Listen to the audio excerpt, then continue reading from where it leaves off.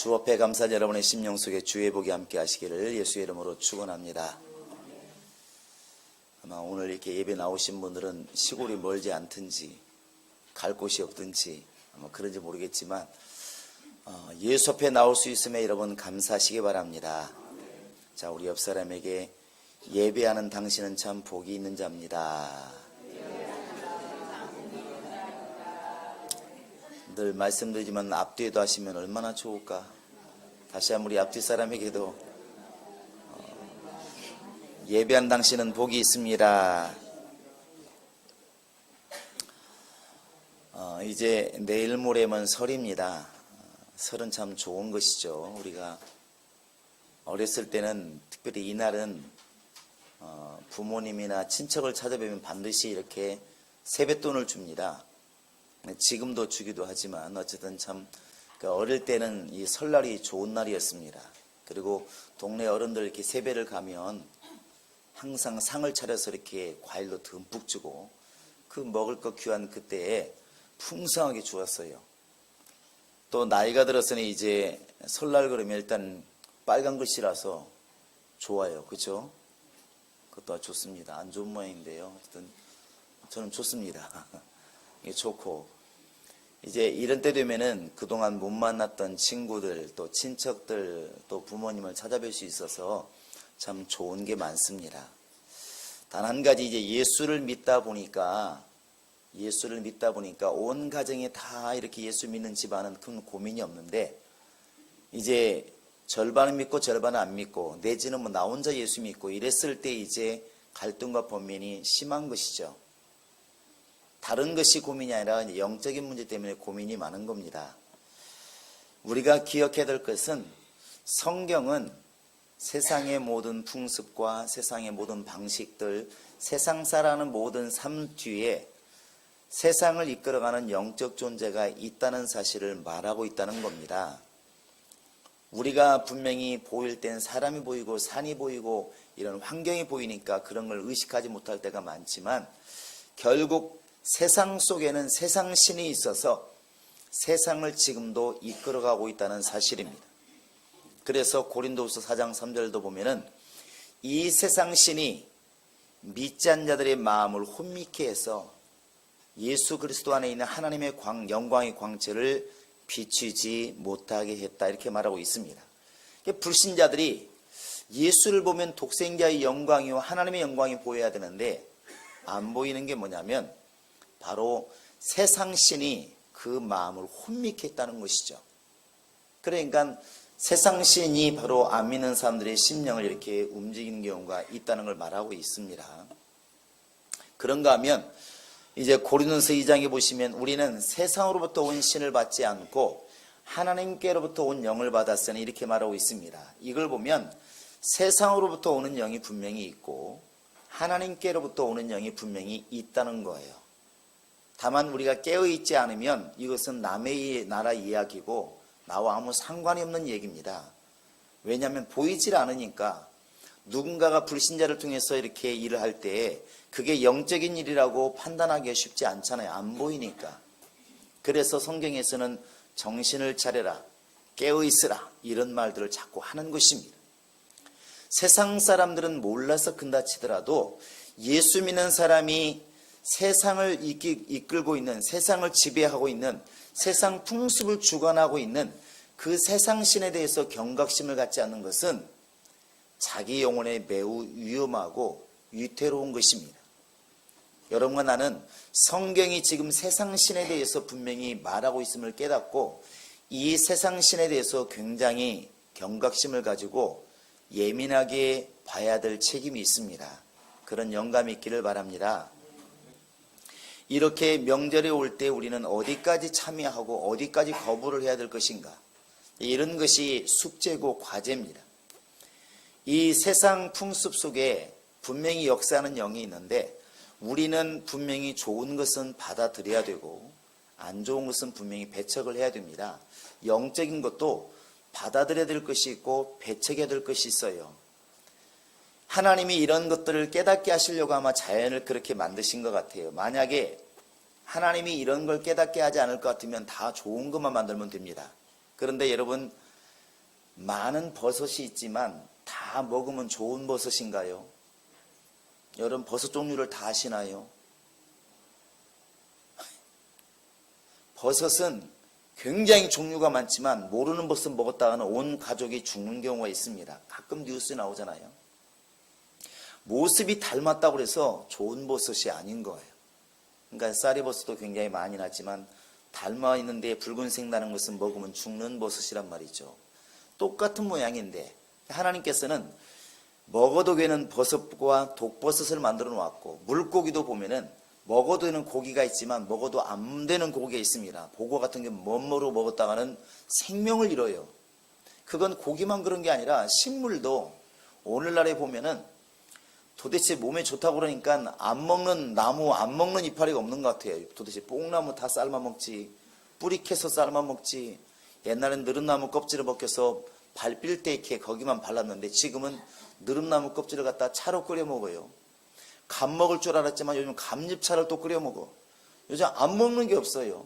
그런데 그렇게 나무와 껍질이 좋다고 그래가지고 아무나 갖다 삶아 먹으면 그날로 이제 우리 찬송가 불러야 됩니다. 저 요단강 건너가네 그러고. 그래서 여러분 온나무 같은 경우는 똑같은 나무지만 스치기만 해도 옷이 오르고, 우리도 대부분에 고생한 사람 많잖아요. 그렇게 독이 있는 나무가 있고, 또 유칼립스 나무 같은 경우는 꽃이 아름답고 되게 멋있지만 그거 함부로 꺾어서 김밥 먹었다가는 죽습니다. 왜? 독이 강하니까. 그래서 가로수로 썼다가 지금은 다 폐기시킨 이유가 거기 있어요. 그냥 모습은 똑같이 그냥 버드나무 같고 그렇지만 그 나무엔 독이 있어서 그냥 들판에 가서 소풍 갔다가 그냥 젓가락 안 가져왔다고 그 나무 잘라가지고 먹었다가는 죽는 거예요.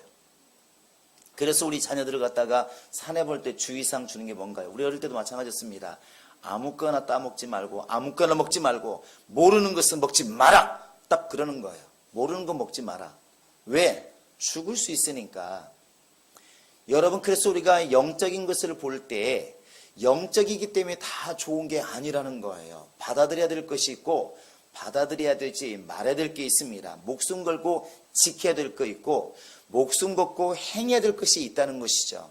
그게 영분별이고 그게 능력입니다. 여러분, 우리 예수 믿는 사람은 우리 집안이 다 예수 안 믿으니까 이럴 때 명절 때 가야 될까요? 말아야 될까요? 가니까 맨 영적으로 손해본다고 또 안 가시는 분들이 있습니다. 그것도 옳지 않잖아요. 하나님은 부모를 섬기고 형제를 돌아보는 것은 목숨처럼 하라고 말씀하고 있습니다. 흔히 불신자들이 이런 말 하잖아요. 이렇게 예수 믿는 사람이 절도 안 하고 제사 안 하고 이러면 너는 부모도 없냐, 형제도 없냐, 이런 소리 많이 합니다. 들어보셨나요?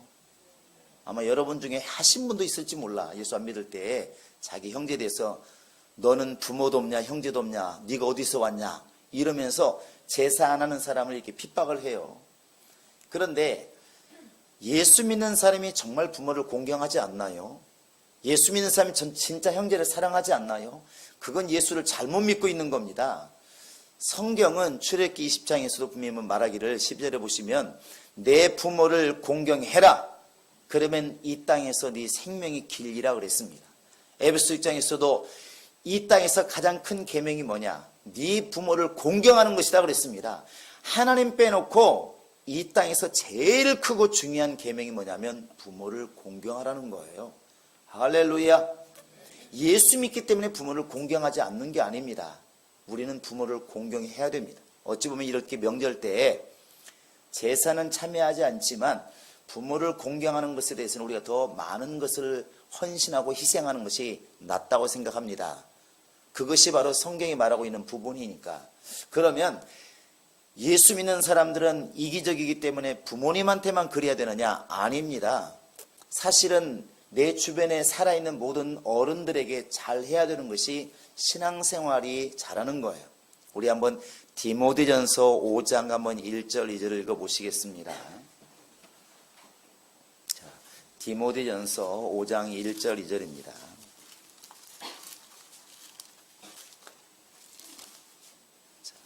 시작. 굽지 말고 고나되 아버지에게 하듯하며 젊은이에게는 형제에게 하듯하며 늙은 여자에게는 어머니에게 하듯하며 젊은 여자에게는 온전히 깨끗함으로 자매에게 하듯하라. 자, 보시면 부모를 공경하는 것처럼 이 주변에 있는 어른들을 어떻게 대우하라고 그랬죠? 부모님에게 하듯 하라는 게 주님의 명령이에요. 그러니까 우리 교회도 마찬가지지만 나보다 어른들을 어떻게 모셔야 되겠습니까? 예수 안 믿으니까 무시해라, 공경해라. 공경해야 돼요. 살아있는 사람에 대해서 하나님은 철저하게 존중하고 공경할 것을 명령하고 있습니다. 나보다 나이가 많은 할아버지가 계시면 마치 내 아버지를 대하듯이 대하는 것이 그게 예수님이 잘 믿는 사람이라는 것이죠. 또 할머니가 있을 때 안 믿으니까 함부로 하고 믿으니까 잘해야지, 그게 아니라 할머니면 내 어머니처럼 모시라고 하는 것이 그게 주님의 명령이에요. 형제자매도 마찬가지고.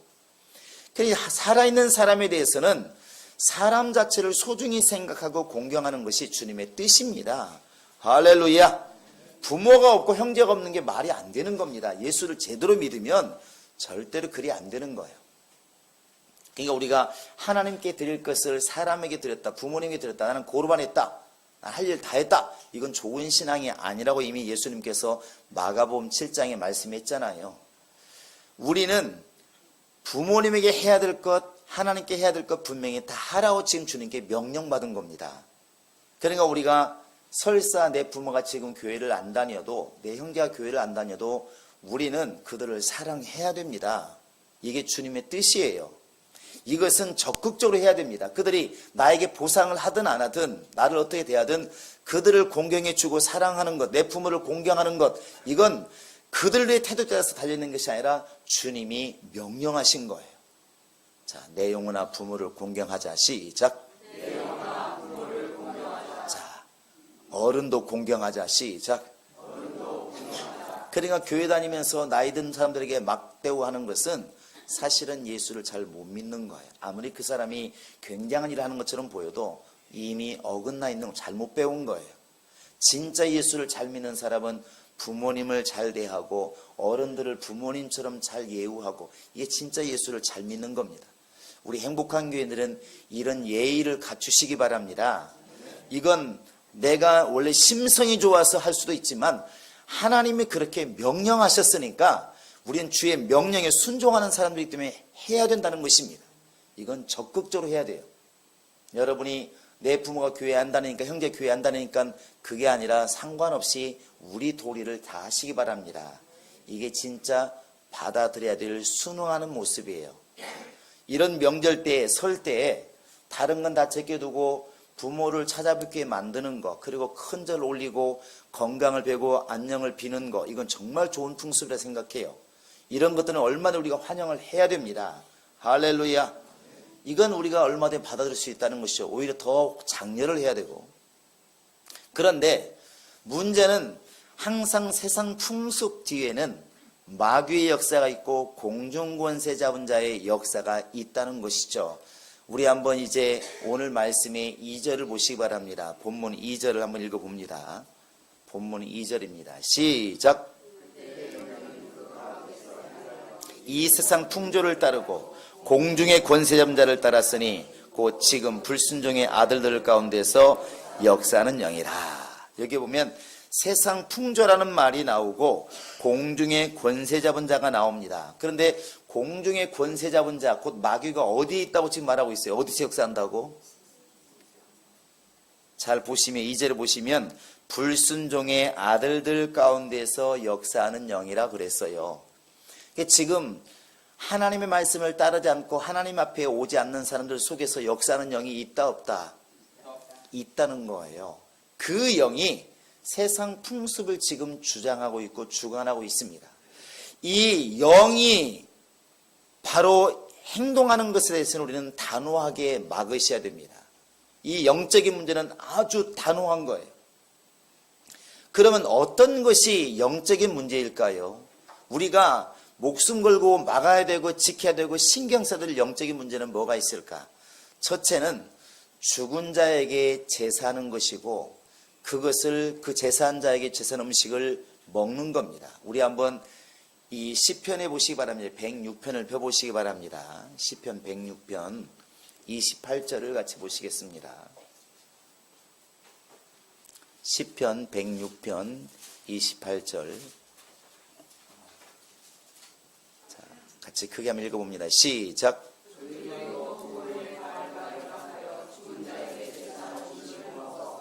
그 다음에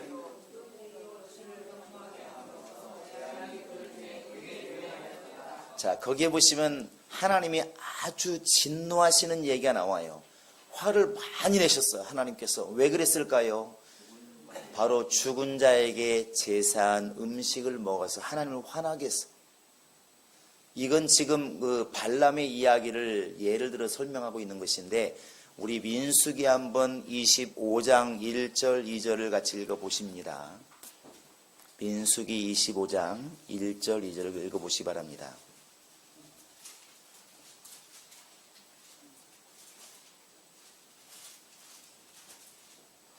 시작.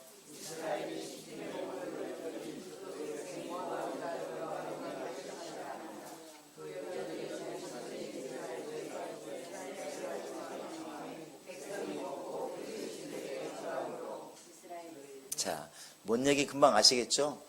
이스라엘 백성들은 원래 이스라엘 여자들과 결혼을 해야 되는데, 지나가다 보니까 물론 발람의 꾀가 있었지만 그 시팀에 있는 여자들하고 연애를 했습니다. 당연히 남자들은 여자 연애를 하면 여자의 말을 들어주게 돼 있고, 그 여자들이 자기 신, 지금으로 말하면 부처와 같은 신이겠지만 그 당시는 바알신, 아스라신이 신들의 대명사잖아요. 그 바알신과 아스라신, 그들의 신을 섬길 때에 같이 따라가서, 절은 안 했을지 모르겠지만 같이 따라가서 그 제사한, 그 신들에게 제사한 음식을 같이 나눠 먹었어요. 그게 인간적으로 보면 그럴 수도 있다는 문제고 큰 문제가 아니지만, 하나님은 이 문제에 대해서 굉장히 심각하게 말씀하셨어요. 그리고 결국에는 이것 때문에 한 2만 3천 명이 죽임을 당한 일이 발생하잖아요. 왜? 하나님께서 진노하시는 거예요. 여기서 우리가 알아야 될 게 뭐냐면, 죽은 자에게 제사한 음식을 먹는 것은 죽은 자에게 속한 행위라는 것을 여러분 분명히 아셔야 됩니다. 왜 예수 믿는 사람들을 갖다가 제사하지 말아라, 제사한 음식 먹지 말라 이렇게 말할까요? 하나님 말씀하시기를 이 죽은 자에게 제사한 음식을 먹는다는 것은 그 죽은 영에게 속한다는 것을 말하는 거예요. 그래서 여러분 아마 옛날에 제사를 드려보신 분은 알겠지만, 이렇게 제사를 잘 드립니다. 술도 올리고 밥도 올리고 여러 가지 다 제사가 끝난 다음에, 절도 다 한 다음에 마지막 뭐 하나요? 이렇게 음복하잖아요. 음복. 이 제사라는 뭔 소리인지 모르겠지만 음복이라고 그래요. 그래서 술도 나눠 먹고 거기 상에 있는 음식을 나눠 먹어요. 그때 어른들이 하는 말이 야 음복해라 이렇게 말을 해요. 야, 떡 먹어라 밥 먹어라 이렇게 해놓고 음복해라 이렇게 말해요. 음복이 뭔가요? 음복이 복을 먹는다는 거예요. 복을. 그런데 복을 누가 준다는 것입니까? 지금 내가 제사를 올린 그 영이 나에게 복을 준다고 생각하고 먹는 게 음복이에요. 그래서 제사에 참여한 사람들은 다 그 음식을 나눠 먹어요.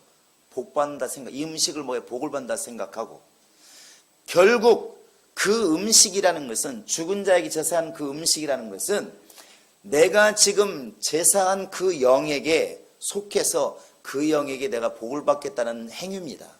이게 교회도 비슷한 게 있잖아요. 전혀 다르지만 교회는 성찬식을 합니다. 역시 떡과 포도주를 가지고 성찬을 하는데, 성경에 뭐라 말하고 있냐면 이 떡과 이 잔에 참여하는 자들은 그리스도의 몸에 참여하니 아니냐 이렇게 말하고 있습니다.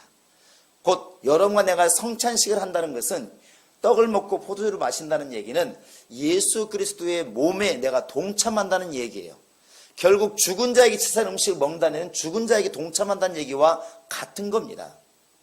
이걸 알고도 어떻게 우리가 죽은 자에게 제사한 음식을 먹을 수가 있으며 죽은 자에게 제사할 수 있겠느냐는 것이죠. 사람 보기에는 별 문제가 아니지만 하나님께서 보시더니 이게 아주 진노할 문제, 하나님이 극하게 화를 낼 정도로 심각한 문제라는 것입니다. 이 영적인 문제예요. 그 음식을 먹는다고 사람이 죽는 문제가 죽질 않습니다. 그냥 살아요. 그러나 지난번 금요일날 말씀드린 것처럼 영적인 문제는 회개해도 회복이 잘 안 됩니다. 영적인 미혹은 정말 두려운 거예요. 그래서 영적인 문제는 단호하라는 것입니다.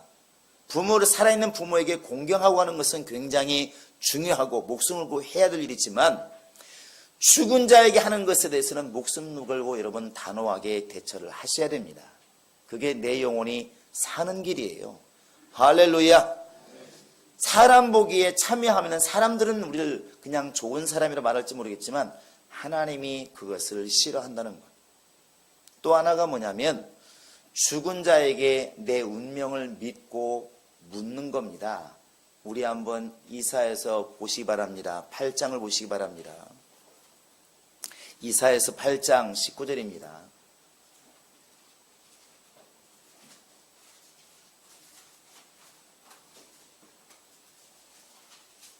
이사야서 8장 19절 같이 한번 읽어보겠습니다. 자, 시작.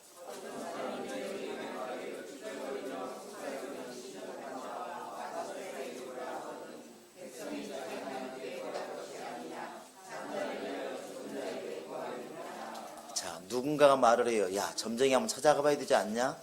한번 구태야 되지 않겠냐? 이렇게 말할 때 우리가 할 수 있는 말은 그거예요. 왜 산자를 위해서 죽은 자에게 묻느냐 하는 것입니다. 죽은 자들은 이미 끝난 것입니다. 세상에 많은 신이 있지만 다 그게 죽은 신들이에요. 왜 살아있는 자가, 물론 육체가 살아있다는 것도 포함하고 있지만 예수 믿고 생명 얻어서 영원한 영생을 소유한 자가 지금 사망 가운데 있는, 죽음 가운데 있는 영이 죽어버린 그들에게 가서 묻느냐는 것이죠. 여러분, 그것은 주님이 진노할 문제입니다. 하나님이 화를 내시는 거예요. 네가 지금 어떤 존재인데요. 그 무당이 뭐 하나 맞췄다고, 점괘가 신령하다고 네 운명을 그에게 묻냐는 것입니다. 너의 죽고 사는 것은 하나님께 달려있는데 왜 네가 그것을 믿지 못하고 죽은 자에게 믿는, 자기 영혼 하나 구원하지 못하는, 자기 영혼도 이미 망해버린 그 영혼에게 자기 운명을 믿느냐는 것입니다. 여러분, 그래서 우리가 단호하게 대처해야 될 게 뭐냐면 바로 영적인 문제에 있어서 죽은 신들에 대해서, 세상 신들에 대해서는 아주 단호하라는 것입니다. 그것은 부모님에게 공경할 것은 공경하지만 설사 부모를 통해서 오는 내려온 명령이라 할지라도 영적인 문제에서는 여러분은 구별해서 단호하게 대처하시기 바랍니다. 이런 문제가 이렇게 현실적으로 현장에 나타나는 것은 아마 기드온 사건인 것 같아요. 여러분, 사사기 한번 6장을 펴보시기 바랍니다. 구약성경 사사기 6장을 펴보시기 바랍니다. 사사기 6장 25절부터 27절까지 한번 보시겠습니다. 25절부터 27절까지 시작. 그날 밤에 여호와께서 기드온에게 이르시되 내 아버지에게 있는 수소 곧 7년 된 둘째 수소를 끌어오고 내 아버지에게 있는 바알의 제단을 헐며 그 곁에 아세라상을 찍고 또 이 산성 꼭대기에 네 하나님 여호와를 위하여 규례대로 한 제단을 쌓고 그 둘째 수소를 잡아 네가 찍은 아세라 나무로 번제를 드릴지니라 하시니라.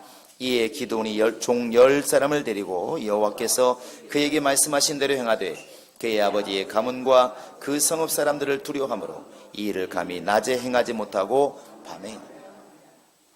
내용 무슨 내용인지 아시겠죠? 기드온이라는 사람 여러분 온 기독교인들이 다 압니다. 누군가요? 300명의 용사 그러면 다 아는 기드온이. 이 기드온이 그런 큰일이 있기 전에 하나님이 명령하셨어요. 네 아버지 집에 있는 소를 갖다가 잡아서 제물로 드리고 그 다음에 아버지 집에 있는 바알 신상과 아세라 신상 나무로 만들어 놓은 아버지 그걸 찍어가지고 불에 태워서 제물을 태우라 이렇게 말합니다. 이게 지금 기드온의 입장에서는 심각한 문제예요. 왜? 그 바알 신상과 아세라 신상은 아버지뿐만 아니라 온 동네 사람 지금 섬기고 있다고 말을 해요. 뒤에 보시면 이것 때문에 나중에 기드온을 죽이려고 그럽니다. 이게 심각한 거예요. 그러니까 하나님의 명령을 따르자니 아버지가 이게 심각해지고 아버지의 명령을 따르고 하나님의 말씀을 거역하자니 내가 괴롭고 이러지 않습니까? 자, 이때 신앙인들의 모습이 딱 나오는 겁니다. 지금 이 바알 신상, 바알 제단하고 아세라상이 어디에 있다고 나와 있습니까?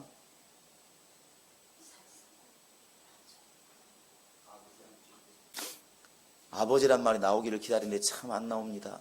자, 25절 다시 한번 읽어보시겠습니다. 25절 시작.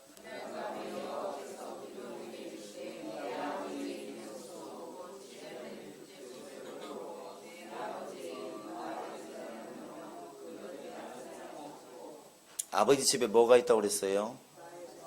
바알의 제단, 그리고 아세라 상이에요. 사람들이 말합니다. 이 아버지는 요아스는 바로 그 우상을 만들어서 이렇게 팔아서 생계를 이어가는 그런 집이었다고 말을 해요. 자, 그러면 지금 기드온의 입장에서는 갈등이 있는 겁니다. 신앙의 모습으로서는 하나님 말씀 듣고 아버지가 지금 생업으로 삼고 있는 이 재단을 완전히 헐어버리고 완전히 망하게 만드는 거죠. 아버지 생업 망하는 겁니다. 그렇게 해야 될 것인가? 아니면 먹고 살아야 되는데 그렇게까지 해야 되겠습니까? 참아야 될 것인가? 어떻게 될 것인가? 이때 이제 바로 기드온은 하나님 말씀을 그냥 따른 거예요. 이건 먹고 사는 문제가 아니라 영이 죽고 사는 문제이기 때문에 그냥 따른 겁니다. 그래서 완전 재단을 헐어버리고 완전히 이렇게 아세라상을 찍어서 불에 태워버렸어요. 이게 바로 이제 기드온이 볼 때는 자기도 겁이 나니까 낮에는 못하고 언제 했다고 그랬습니까? 남이 안 볼 때 몰래 했어요. 겁이 엄청 나는 거죠. 실제로 근데 상을 찍었습니다. 나중에 이제 이런 일이 벌어집니다. 우리 한번 28절부터 한번 읽어볼까요? 자, 28절부터 30절까지 시작. 바알의 제단이 파괴되었으며 그 곁에 아세라가 찍혔고 새로 쌓은 제단 위에 그 둘째 숫소를 드렸는지라.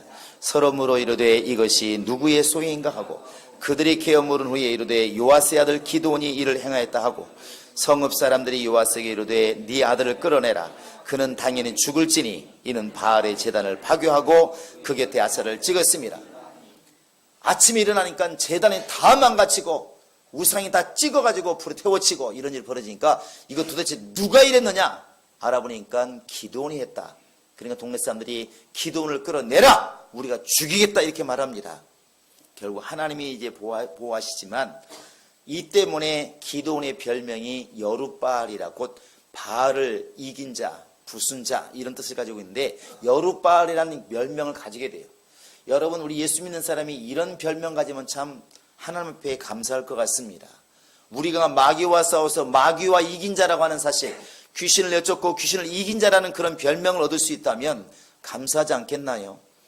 여러분, 여기에서 우리가 기드온의 입장을 한번 우리와 대입시켜 보시기 바랍니다.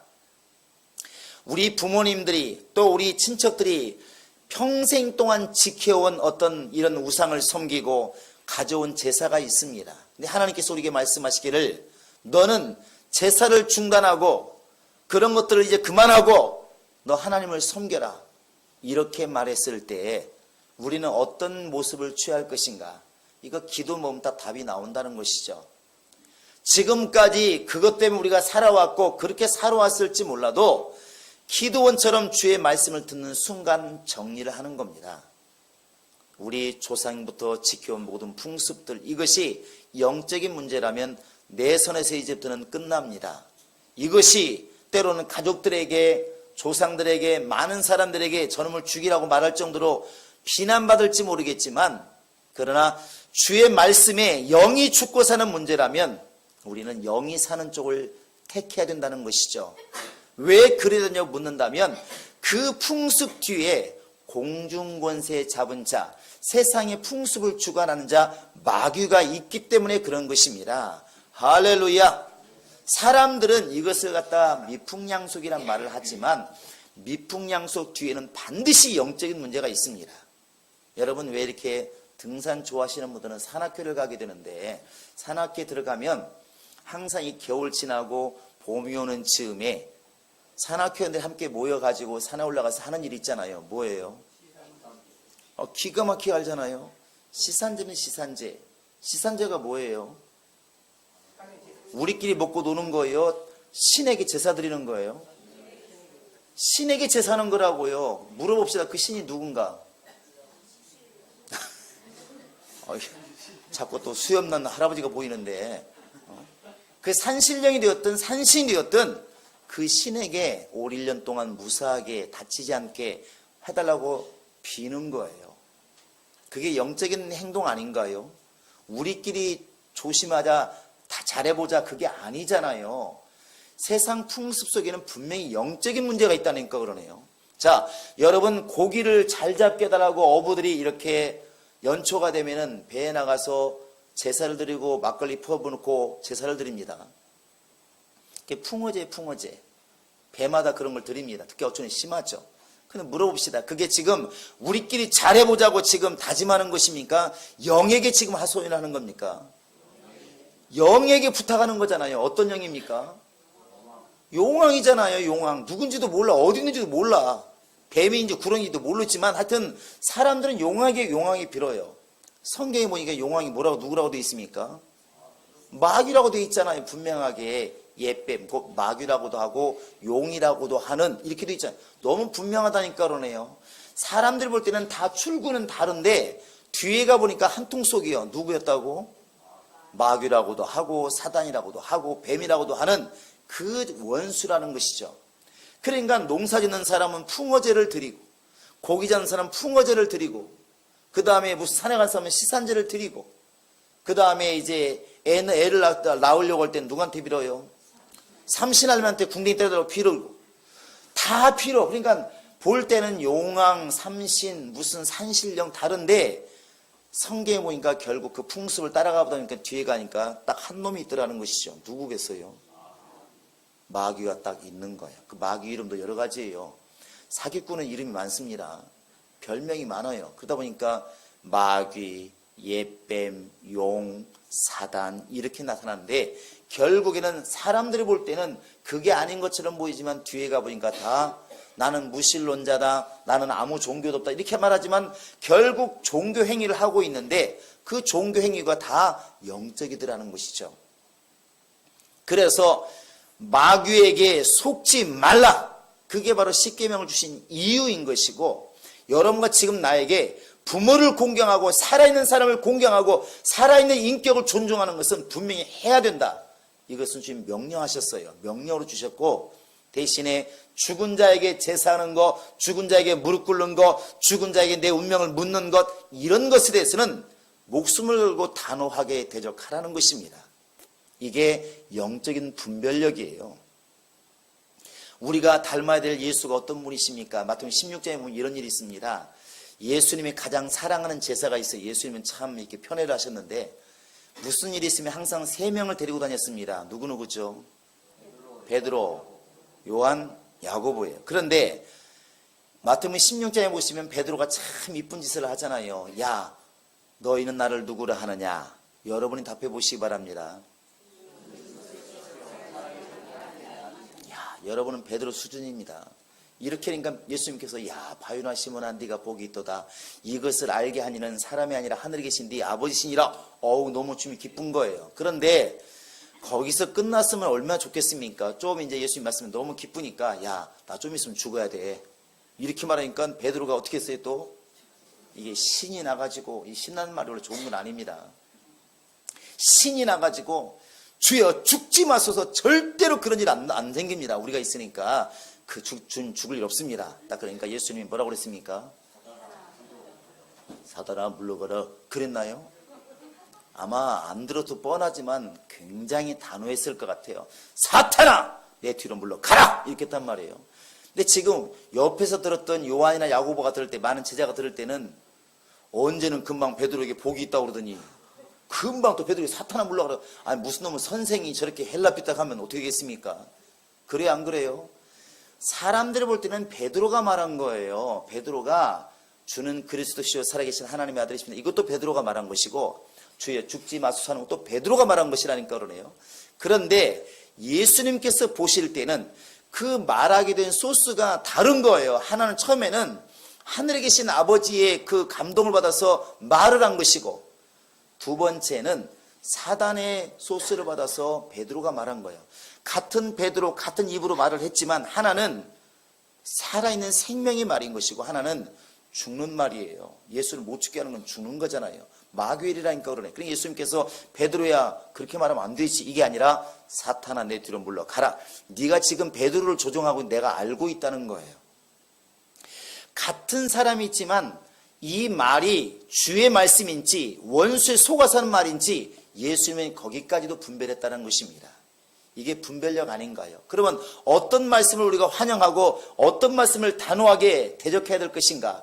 우리 안에서도 그런 일이 발생하지 않겠습니까? 부모를 대할 때도 마찬가지고 어디까지 내가 공경을 하고 어디서부터 내가 이걸 자르고 대적을 할 것인가? 이건 분명히 선이 있다는 것이죠. 그것은 분명히 살아있는 분에 대해서 공경하라는 것. 그러나 죽은 자에 대해서는 절대로 경배하지도 말고 제사하지도 말고 그들에게 속한 음식을 먹지도 말고 아예 그들에게 내를 묻지도 말고 하라는 것입니다. 이 선이 너무나 분명한 거예요. 그래서 야고보서 4장 7절을 보시면 너무나 야고보는 분명하게 말합니다. 우리 한번 4장 7절 한번 읽어보시겠습니다. 야고보서 4장 7절. 자, 한번 같이 읽어보시겠습니다. 자, 야고보서 4장 7절입니다.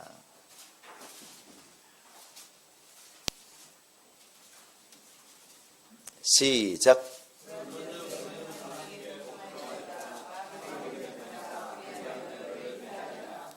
오늘 말씀을 너무나 쉽게 한마디로 설명하고 있죠. 하나님께 대해서는 어떻게 해라? 복종해라. 마귀에 대해서는 어떻게 해라? 대적하라 이겁니다. 여러분, 우리가 살면서 이런 분별력을 위해서 기도해 왔고 분명히 분별력이 있다고 생각을 합니다. 이제는 그런 부분에 대해서 우리가 지혜와 용기가 필요하다는 것이죠. 대적할 때를 대적할 줄 알고 피할 때 피할 줄 아는 지혜가 있으면 그게 신앙이라는 것입니다.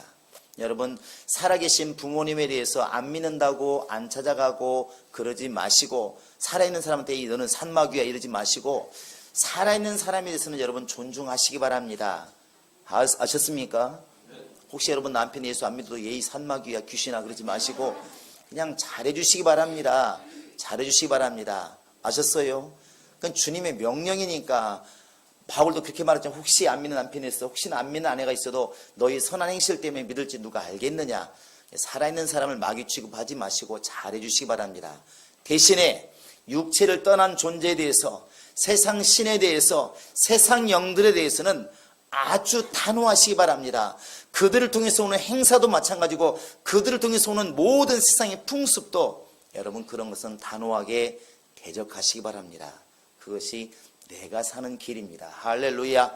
기도원처럼 설사 아버지의 일이라 할지라도 영적으로 아닌 것은 아닌 겁니다. 그게 바로 하나님이 쓰시는 방법이시고 그게 내가 사는 방법이에요.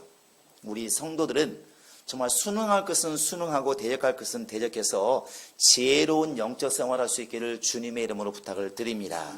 아마 지금 시골에 가신 분도 계실 것이고 아마 끝나고 가실 분도 계시지만 가고 오고가 문제가 아니고 영적인 문제를 분별할 줄 아는 지혜가 있어서 마귀는 대적하고 공중권세하면 대적하고 살아있는 부모와 형제는 정말 사랑하고 공경할 줄 아는 그런 지혜와 능력이 있기를 주님의 이름으로 부탁을 드립니다. 이 시간 우리 같이 이건 놓고 기도하겠습니다. 하나님,